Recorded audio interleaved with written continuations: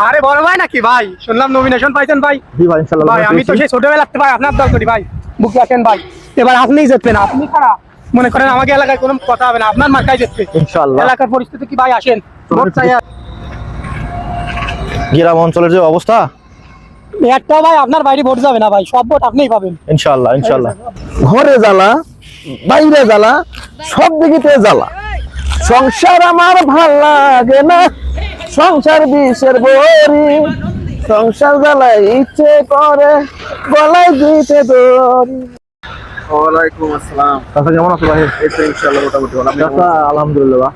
Election তো চলে এলো ভাই, তো তোমরা তোমাদের এলাকারই লোক, আমি আমরা ভোটটা দিব কাক?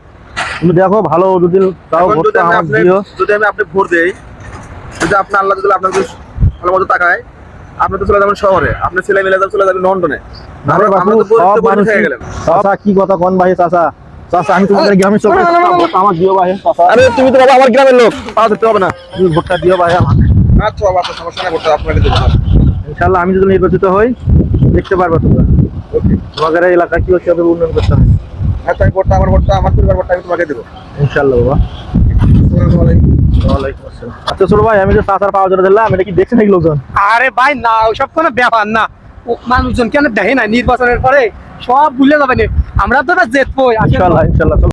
এভাবেই প্রত্যেকবার আমাদের দেশের প্রার্থীরা নির্বাচনের আগে ভোটারদের হাত পা জড়িয়ে ধরে। নির্বাচনে জয়ী হওয়ার পরে তাদের আর খুঁজে পাওয়া যায় না।